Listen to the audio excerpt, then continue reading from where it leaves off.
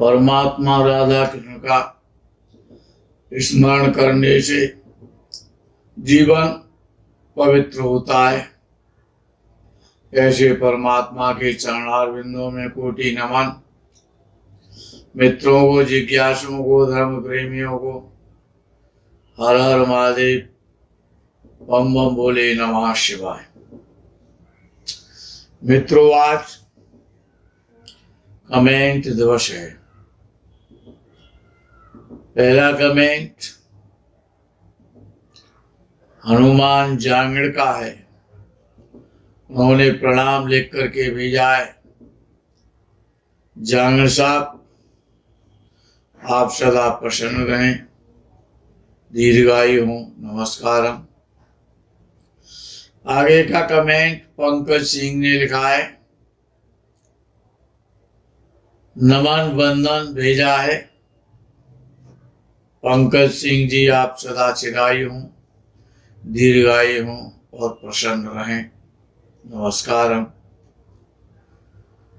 आगे का कमेंट जया उपाध्याय ने लिखा है, गुरुजी, अगर वृषभ लग्न की कुंडली में शुक्र और सूर्य साथ हों तो कैसा फल देते हैं?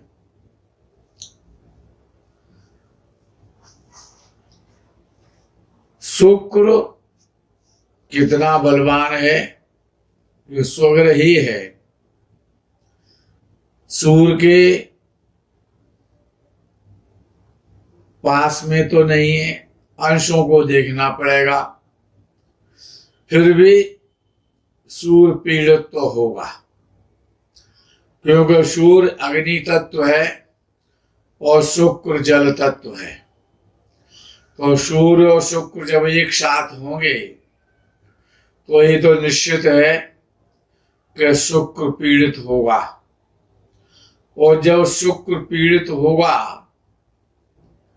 चाहे वो भले ही लग्नेश क्यों ना हो, लेकिन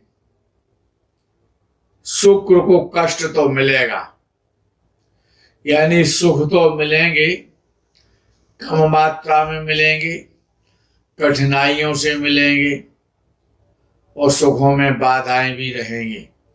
नमस्कार। आगे का कमेंट बहादुर सिंह जी ने लिखा है, नमस्कार, जय श्री राम, जय हनुमान लिख करके भेजा है बहादुर सिंह जी ने। बहादुर सिंह जी, आप सदा प्रसन्न रहें, चिरायु हूं, नमस्कार। आगे का कमेंट अर्पिता यादव का है। उन्होंने शुक्र प्रथम भाव यानी लग्न में हो तो क्या फल करता है, सुंदर सुखी धनी बनाएगा या नहीं, तो उन्होंने जानना चाहा है। अपने कमेंट में लिखा, ये प्रेडिक्शन स्त्री कुंडली में सेम फल देता है? Please reply. अर्पित या अर्पिता, अब समस्या क्या है, अंग्रेजी के कुछ नाम ऐसे होते हैं, उनको अर्पित भी कह सकते हैं और अर्पिता भी कह सकते हैं। हो सकता है आपका नाम अर्पित ही हो, लेकिन वो अंग्रेजी के शब्दों को बोलना, जैसे योग शब्द को योगा बोला जाता है, तो ऐसे ही हो सकता है कि हम गलत हों। तो अंतर तो इतना रहता है केवल सेवेंथ हाउस का, सेवेंथ हाउस संबंधी अंतर आ जाता है। केवल एक ही अंतर है स्त्री और पुरुष की कुंडली में कि पुरुष की कुंडली में सेवेंथ हाउस स्त्री का होता है और स्त्री की कुंडली में पुरुष का होता है। दूसरा फर्क एक दूसरा भी है कि स्त्री की कुंडली में बृहस्पति अच्छा होना चाहिए और पुरुष की कुंडली में शुक्र अच्छा होना चाहिए। अंतर तो बहुत है, इनको इस प्रकार से नहीं समझाया जा सकता। इतना ही समझ लें कि केवल सप्तम भाव का अंतर होता है, बाकी सभी घटनाएं सेम होती हैं। लेकिन ये भी ध्यान रखना है अगर किसी स्त्री की कुंडली है तो कि स्त्री की कुंडली में बृहस्पति अच्छा होना चाहिए। नमस्कार। आगे चिंटू मनाना ने लिखा है, गुरुजी वृश्चिक लगन में शुक्र और केतु की युति है तो कैसा फल? चिंटू, शुक्र और केतु की युति खराब नहीं है। इसलिए खराब नहीं है क्योंकि केतु का एक स्वभाव है कि वो जिस ग्रह के साथ में बैठता है उसको बलवान और मजबूत करता है। केतु यदि शुक्र के साथ है और कोई ग्रह नहीं है साथ में, तो केतु का ये नेचुरली गुण है कि अपनी ताकत, अपनी बुद्धि, अपना दिमाग वो शुक्र को देगा, लेकिन चरित्र को संदिग्ध तो अवश्य कर देगा। नमस्कार। आगे का कमेंट दिव्या शर्मा का है। उन्होंने लिखा है, मेरी बृहस्पति से शुक्र 12वें भाव में है कुंडली में। बृहस्पति से शुक्र 12वें भाव में है। जब कभी भी बृहस्पति से शुक्र 12वें भाव में होता है तो बहुत अच्छा फल देता है। धनी बनाता है, बुद्धिमान बनाता है, धार्मिक बनाता है, बहुत सारे सुख धन से अर्जित किए जाते हैं उन सभी को देता है। नमस्कार। आगे का कमेंट शंकर चौरीवाल का है, चूरीवाल का। उन्होंने अपना जन्म विवरण भेजा है बंगाल से और अपना मोबाइल नंबर भी भेजा है आपने। शंकर जी, आप तो बड़े ज्ञाता हैं। इस अपने जन्म विवरण को प्रश्न पूछें और वो प्रश्न लिखें एक जो आपको जानना चाहते हैं। इस जन्म विवरण को प्रश्न के साथ व्हाट्सएप पर भेज दें, उसमें आपको उत्तर दिया जाएगा। नमस्कार। आगे का कमेंट मुकेश चौहान का है। उन्होंने लिखा है, गुरुजी वृश्चिक लगन में राहु 6वें भाव में मेष राशि के साथ है, क्या उपाय किया जा सकता है? बीमार रहता हूं। अब बीमार तो रहेंगे, मेष राशि का राहु अच्छा तो होता नहीं। 6वें भाव में बैठा है तो ब्लड को दूषित करेगा, शरीर को कमजोरी देगा, शरीर कमजोर होगा और गुप्त रोग रहेंगे। इसलिए आपने पूछा है कि मेष राशि के साथ क्या उपाय किया जा सकता है? बीमार रहता हूं, उपाय करें।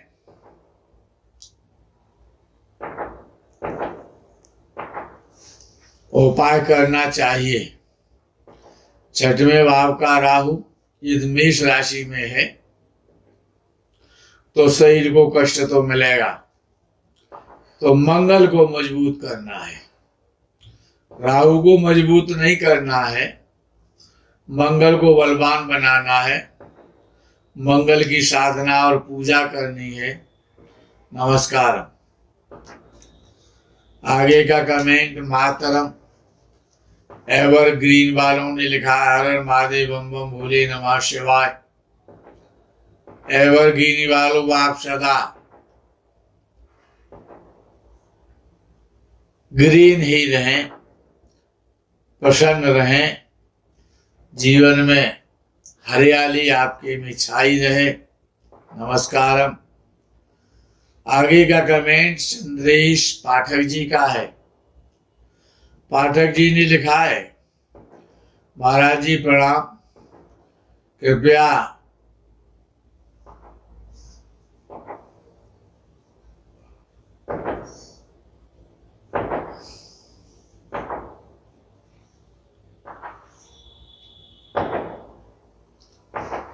उन्होंने लिखा है कि महाराज जी प्रणाम, कृपया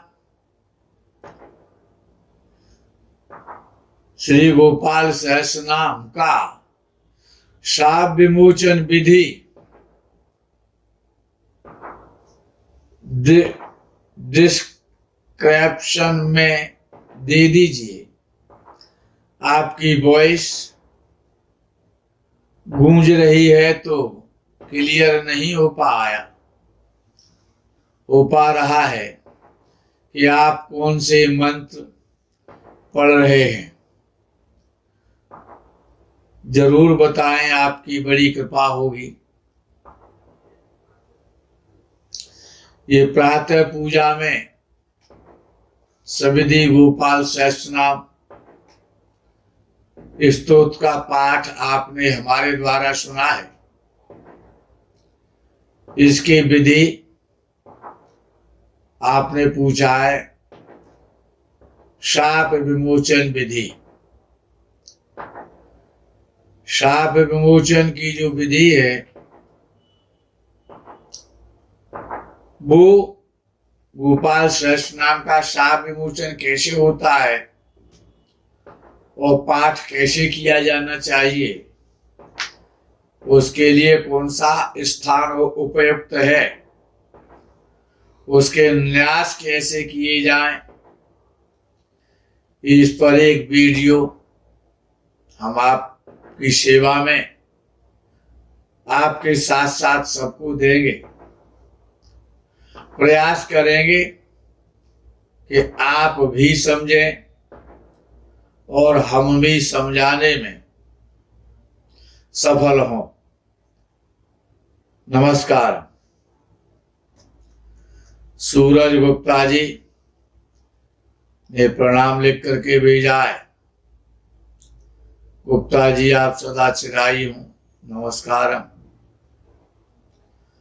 पवन पारिक ने लिखा है, सामान्य ज्ञान के अतिरिक्त चिकित्सु के लिए वैदिक संकेताक्षर का इंगित होना वरेण्य होगा।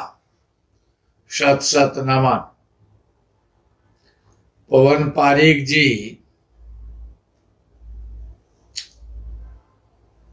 वैदिक संकेताक्षर का इंगित आपने लिखा है वरेण्य। तो वरेण्य कहते हैं जो भगवान भास्कर के द्वारा जो किरणें उत्पन्न होती हैं, जो प्रकाशमान जो किरणें होती हैं, जो रेज होती हैं सूर्य की, उनको वरेण्य कहा जाता है। और सामान्य ज्ञान के अतिरिक्त चिकित्सु के आपने ये नीच भंग राजयोग का फल कौन सा ग्रह बनाता है, शायद ये वीडियो देख करके आपने ये लिखा है। नमस्कार। आगे का कमेंट विवेक विश्वकर्मा का है, बम बम भोले नमः शिवाय लिख करके भेजा है। विश्वकर्मा जी आप सदा प्रसन्न रहें। नमस्कार। आगे का कमेंट योगेश खत्री जी का है। उन्होंने लिखा है, कल व्हाट्सएप पर किराए के मकान में क्या पूजन विधि, कौन सा पूजन सामग्री रखनी चाहिए और गृह प्रवेश की विधि की जानकारी का एपिसोड वीडियो बनाने की विनती की है। उम्मीद है जानकारी प्रस्तुत करेंगे। मोटा मोटी खत्री साहब जितनी भी विधि 20-21 मिनट में जो भी वीडियो के माध्यम से बताई जा सकती है उसको बताने का प्रयास किया जाएगा।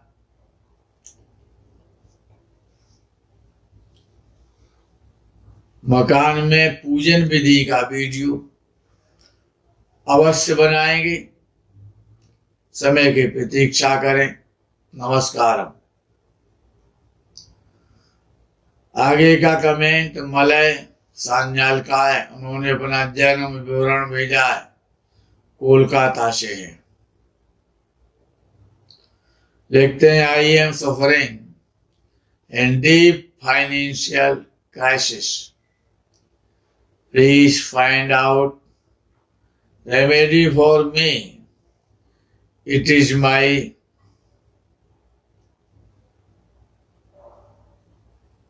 humble request to you।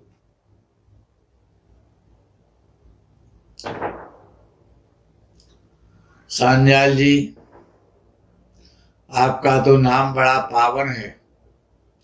आपका नाम तो मलय है और मलय नाम का एक बड़ा सुंदर पर्वत है हमारे देश में, जिसको मलया गिरी कहते हैं, जिस पर सबसे ज्यादा चंदन उत्पन्न होता है।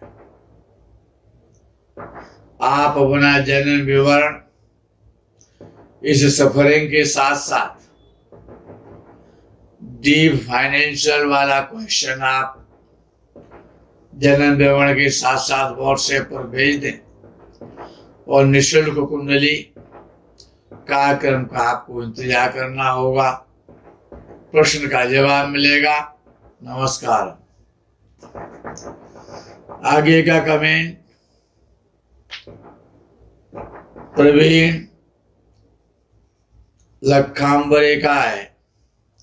उन्होंने कहा है, होम लोन कब होगा, अपना जन्म विवरण भेजा है।